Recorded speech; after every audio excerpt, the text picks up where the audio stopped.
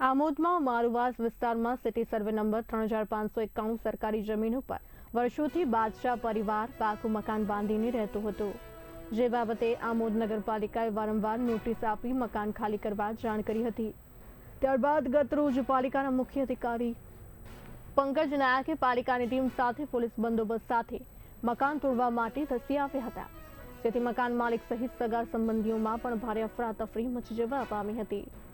આમોદ પાલિકાની team city સર્વેના અધિકારીઓને સાથે રાખીને મકાન ડિમોલિશન કરવા આવી હોવાનું જાણી કોંગ્રેસના રાજકીય અગ્રણીઓ પણ સ્થળ ઉપર આવી ગયા હતા અને મુખ્ય અધિકારી તેમજ સિટી સર્વે સુપ્રિન્ટેન્ડન્ટ સાથે મૌખિક ચર્ચા કરી મકાન માલિક માટે સહાનુભૂતિ દર્શાવી 1-2 દિવસની મુદત આપવા જણાવ્યું હતું, પરંતુ આમોદ પાલિકાના મક્કમના મુખ્ય અધિકારીએ સરકારની સૂચના મુજબ સરકારી જમીન ઉપર ગેરકાયદે બાંધેલું પાકું મકાન માલિકને માત્ર 2 કલાકનો સમય આપીને પાલિકાના જેસીબી વડે ધ્વસ્ત કરી નાખ્યું હતું, જેથી આમોદમાં ગેરકાયદે દબાણો કરનારા લોકોમાં ફફડાટ ફેલાઈ ગયો હતો। સાથે હું આમોદ ગામનો રહેવાસી અમિતાભ બાદશાહ આજે 1998ના ઠરાવથી અને 45થી 50 વર્ષથી અમે લોકો અહીંયા રહીએ છીએ। ઠરાવ મુજબ 1998નો ઠરાવ છે ગ્રામ પંચાયતનો, સિટી સર્વેમાં કોઈ બાય મિસ્ટેક ચલેલું નથી, તેથી આજે મને ફક્ત 2 કલાકનો સમય આપીને મારા ઘરનું ડિમોલેશનનું કામ હાથ ધરેલ છે અને આમોદના મુખ્ય રસ્તાઓ પર અને બજારમાં 3 દિવસની મુહૂર્ત સાથે ખસેડી લેવાની નોટિસ આપેલ છે, પણ મારું ઘર મને ફક્ત ને ફક્ત 2 કલાક જ આપેલા છે અને 2 કલાકની મુદતના અંદર મારું ઘરનું ડિમોલેશન આજે ચાલી રહ્યું છે।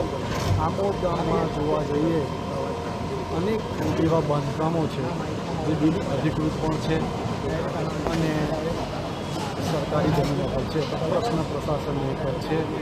મારા ઘરનું આજે ડિમોલેશન છે, તો પછી બીજા આમોદ ગામના ડિમોલેશન ક્યારે? તો શું જેટલી ઝડપથી મારા ઘરનું ડિમોલેશન થયેલ છે એટલી ઝડપથી તમામ ગામના જે દબાણો છે એનું ડિમોલેશન થશે એવી મારા પ્રશાસનને એક વિનંતી બી છે।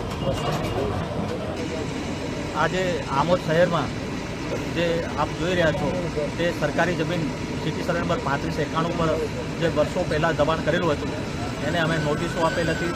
નોટિસો આપીને એને મકાન ખાલી કરવા માટે બી જણાવેલું હતું, ન કરતાં અમે આજે એને મકાન ડિમોલેશનનું કામ શરૂ કરી રહ્યા છે। બીજું કે આ મકાનની પાછળ અમારું એક તળાવ બ્યુટિફિકેશનનું કામ મંજૂર થયેલ છે, તેમજ એ તળાવની પાછળની સાઈડ એક આંગણવાડી જે છે એ જર્જરિત છે અને એક એકાંત વિસ્તાર છે, એ છોકરાઓને ત્યાં બહુ તકલીફ પડી રહી છે એટલે આ સરકારી જમીન પર આ દબાણ દૂર થતાં અમે વિકાસના બીજા કામો આ જમીન પર અમે તૈયાર કરીશું। ઘર માલિકનો આક્ષેપ છે કે તમે કોઈ પણ જાતની જાણકારી કે નોટિસ આપી નથી? નહીં, ખોટી વાત। એ વારંવાર નોટિસો આપવા છતાં એ હિસાબ ખાલી નહોતો કરતા, એને અમે 1 વર્ષથી નોટિસો આપી રહ્યા છે, એને અગાઉ પણ નોટિસો આપેલા હતા, તેમ છતાં ખાલી ન કરતા અમે તાત્કાલિક એને મેટલ સમય આપી અને મકાન ડિમોલાઇઝ કરી રહ્યા છે। સાહેબ, બજારમાં શેર ઉઠાવવા માટે તમે મોટો 3 દિવસનો ટાઈમિંગ આપ્યો હતો, તો આ ભાઈને મકાન ઉઠાવવા માટે ટાઈમિંગ કેમ ના આપવામાં આવ્યો? એને સરકારી જમીન પર એને 1.5 વર્ષ પહેલાં અને એના પહેલાં બી અમે નોટિસો આપેલી હતી, જ્યારે બીજી બાજુ તો અમારે માર્કિંગ કરવાનું છે, આઈડેન્ટિફાઈ કરવાનું છે કે કયું દબાણ છે। આનું તો ઓલરેડી આઈડેન્ટિફાઈ 1 વર્ષ પહેલાં થઈ ગયેલું હતું અને એને વારંવાર કહેવા છતાં ખાલી નહોતો, કબજો નહોતો આપતો, એટલે અમારે તાત્કાલિક બરાબર છે, તેમ છતાં પણ અમને 1 દિવસ 24 કલાકનો સમય પણ ના આપવામાં આવ્યો। સરકારી જમીન પર વેરો ભરે એટલે એ કે સરકારી જમીનનો માલિક થઈ જતો નથી, વેરો એક વ્યવસ્થાનો ભાગ હોય છે। એટલે એ ભાઈ એવું કહેતા કે મને એમ કે હું વેરો ભરું છું, હું મકાન મારું છે, એ વસ્તુ ખોટી છે।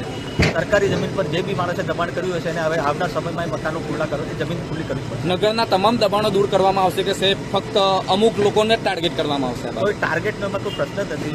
જ્યાં અમને સિટી સર્વેવાળાને એમના અધિકારીઓ છે બી સાથે તમે જોઈ શકો છો કે અમે જોડે રાખેલ છે, આઈડેન્ટિફાઈ કરી રહ્યા છે અને સ્ટેપ બાય સ્ટેપ દબાણો દૂર કરી રહ્યા છે।